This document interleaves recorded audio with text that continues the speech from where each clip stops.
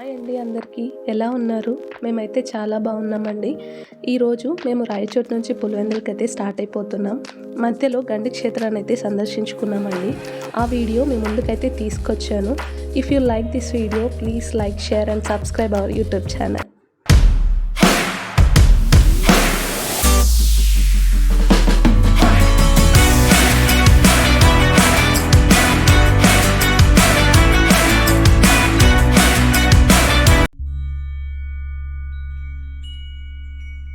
మేమైతే గండి క్షేత్రానికి చేరుకున్నామండి.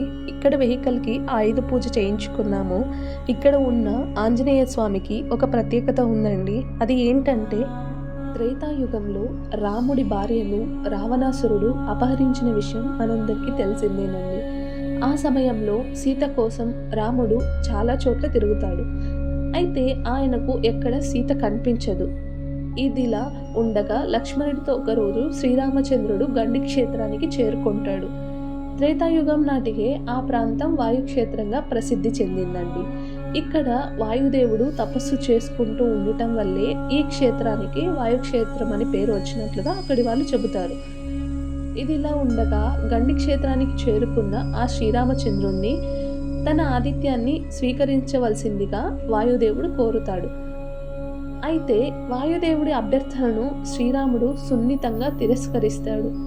అయితే తాను ప్రస్తుతం సీతాన్వేషణలో ఉన్నానని, ఎట్టి పరిస్థితుల్లోనూ సమయాన్ని వృధా పోనివ్వనని శ్రీరాముడు వాయుదేవుడికి చెబుతారు.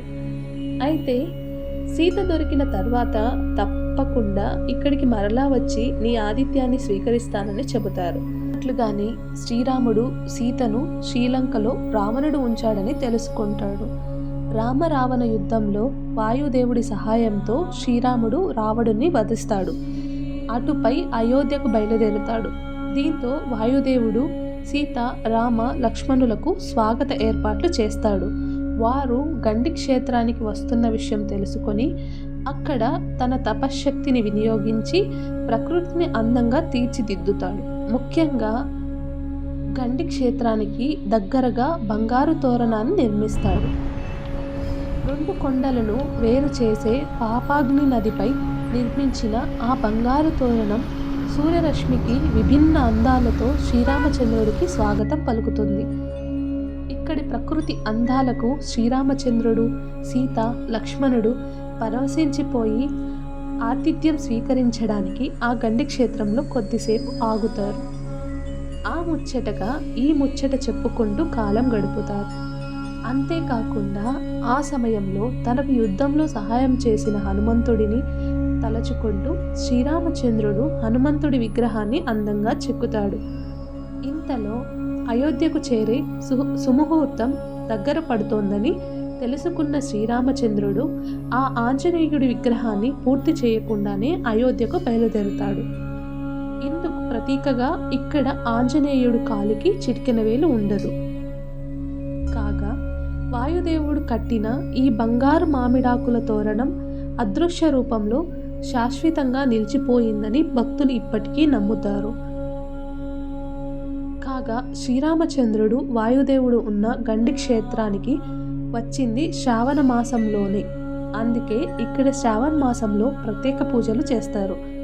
అంజనీ పుత్రుడైన హనుమంతుడిని ఐశ్వర్యకారకుడిగా భావిస్తారండి. ఆయన ఉన్న చోట లక్ష్మి కూడా కొలువై ఉంటుందని హిందువులు అనాదిగా నమ్ముతున్నారు.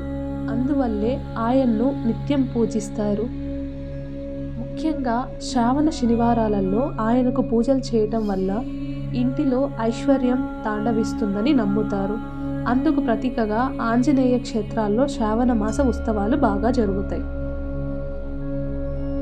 అర్చకులు, పూజారులు, ఋషులు ఇక్కడ ఉన్న విగ్రహం అసంపూర్ణంగా ఉండటం వల్ల పూజకి నోచుకోదు అని చెబుతారు.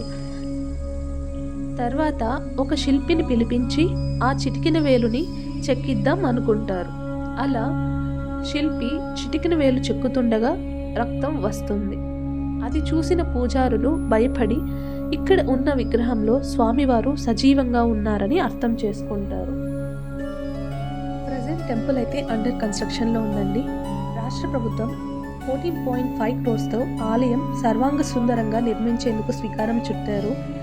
సంస్కృతిని ప్రతిబింబించేలా, దైవత్వం ఉట్టిపడేలా రానున్న రోజుల్లో ఈ గండి క్షేత్రం అంగరంగ వైభవంగా తీర్చిదిద్దుతుంది.